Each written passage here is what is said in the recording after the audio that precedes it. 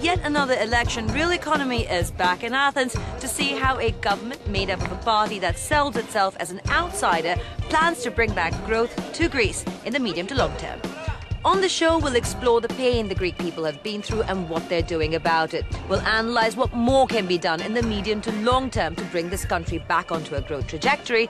And we'll ask Yorgos Stathakis, the Minister for the Economic Development Super Ministry, how he plans to be pro-business, pro-reform and pro-growth at a very difficult time. Before we look forward, though, let's take a look back in time at a very painful journey that the Greek people have had to take, and with them Europe, in our crash course.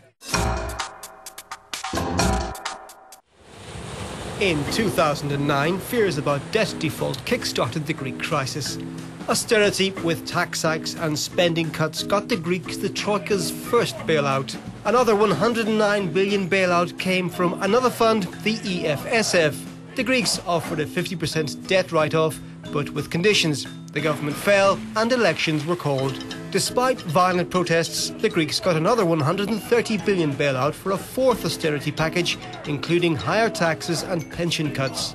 The debt deal was done. But with two elections in just 1 year, public sector jobs were cut. Unemployment spiked to the highest in the EU, weakening the coalition government. With austerity continuing, Greece managed its first bond sale in 4 years. But that didn't stop anti-austerity party Syriza winning the European elections. Failure to elect a president then saw fresh elections called in January 2015. That's when Syriza won. A constant cycle of elections could give the impression that Greeks just don't like reform. But Real Economy's Fanny Gore has brought along a cake which pretty much represents the bailout. And here a large chunk has gone into recapitalizing Greek banks, another has gone into the state, and yet another massively big chunk there has gone into interest repayments, with a distinct lack of focus on the real economy, and that's led to increasing poverty and massive unemployment. So, similar to Chtidou, set out to find out if Greeks are simply accepting their lot or are they doing something about it. We've been hearing the word reform in Greece a lot over the past 4 years. But what's been the ordinary Greek's experience of reform? To get a taste, we came to Kalatea, a municipality where an innovative reform has been put in place, the minimum social income. Previously, for the average citizen, reforms have meant wage and pension cuts, layoffs and higher taxes. That led to anger and despair among the population. The effects of austerity were all too visible on the streets. 4 years ago, Dina would never have thought that the €200 minimum social income she gets would put food on the table. But since losing her job, it's all she has. Even for sales jobs, they prefer people with master's degrees or lengthy experience. Those who do manage to find a job work for very little, like Seraphim.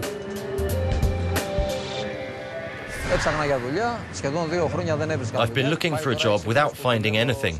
In the past 6 months, I've been delivering food. I work 3 to 4 times a week for 4 hours, for €3 an hour. A guaranteed minimum social income is one way to help the most vulnerable. But a few kilometres from Kalatea is a hub for startups trying to create desperately needed jobs. Entrepreneurship reforms have helped Christos and his partner.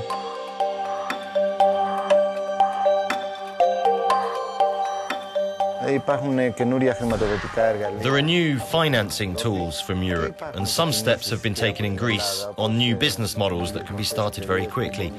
We hope there will be a change in the tax system soon and maybe financing for enterprises.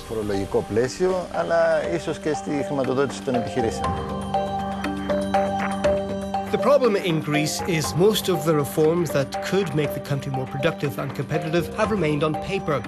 Nikos, who's just returned from the Netherlands to start his own company, believes, above all, Greeks need to have a change of attitude. I'd like to see less moaning from Greece and from the Greeks, and to see people more willing to work together to achieve something.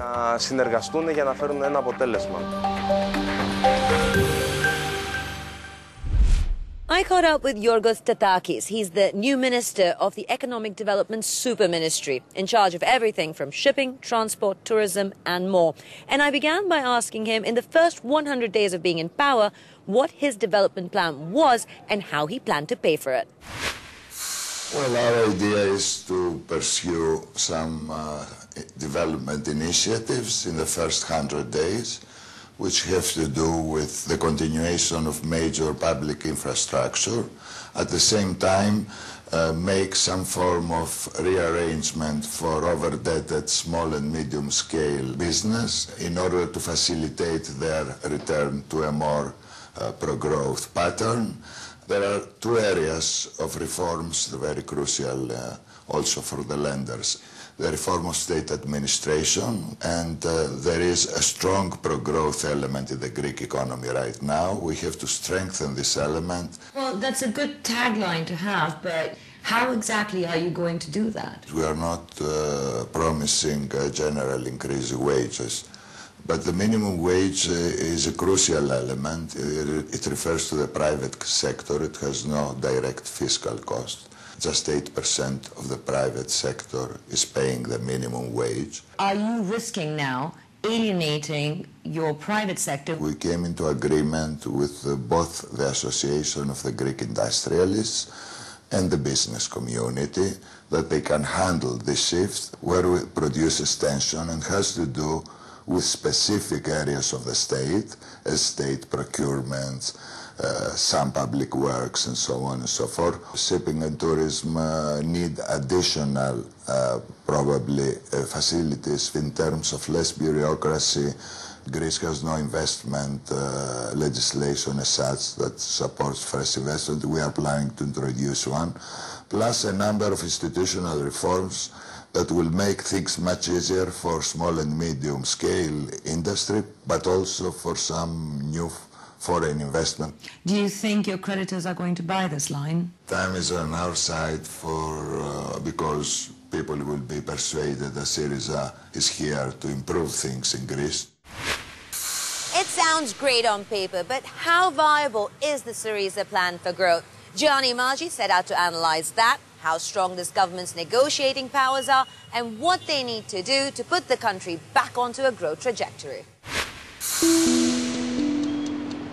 Since the January elections, Greece has been gripped by a standoff between the new government's hardline position on debt restructuring and the country's main creditors, the ECB, the European Commission and the IMF. There are daily twists and turns in the drama. Syriza says it doesn't want to isolate Greece and that all it's asking for is a chance to grow. The previous government has agreed that the country has to create enormous primary surpluses, not only to service the debt, but also to pay off the principal. We have to find a new solution so that these resources go for the growth and the stabilization of the economy. But in all the noise about debt restructuring, Greece's long-term growth plan risks being lost. The Greek government's demand for a change in European policies is shared by many in the academic world, but it focuses on a balance between reform and growth stimulus. So what does Greece really need? We asked an economist who knows about development at a global, European and Greek level. It will have to involve policies that enhance the productive capacity of the Greek economy, and that is reforming the public sector, making sure that the private sector, which is the sector that generates income for this country, does not face undue administrative burden, and thus the return to investment to this country become higher and less uncertain. Do Greece and the other European countries have the same vision, the same point of view about growth? It's to the interest of both sides to have growth. Where it seems that there is some disagreement is on the degree of fiscal, let's say, austerity or fiscal wiseness that should be applied. Only a resolution of that disagreement will allow Greeks to follow the path to growth.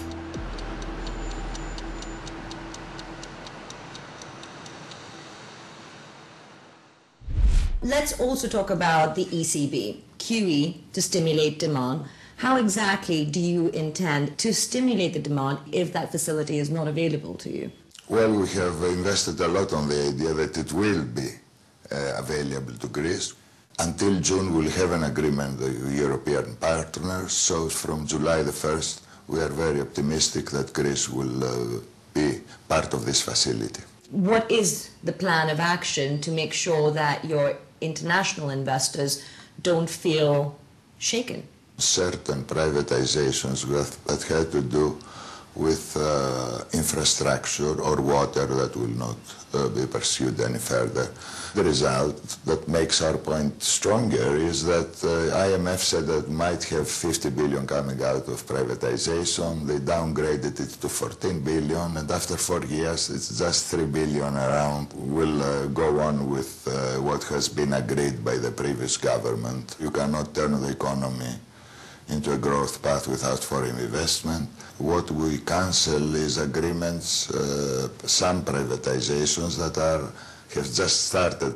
Are you a business-friendly government? No, we are remaining, we want to stick to our basic strategy, which is both pro-European and pro-Euro.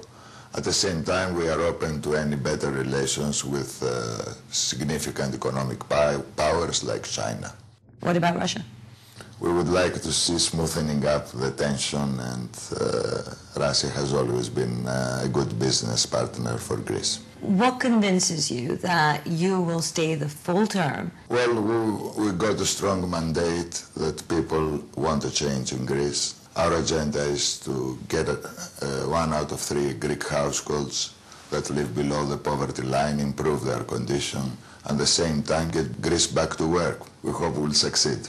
Minister, I hope so too. Thank you very much for your time, and thank you for watching.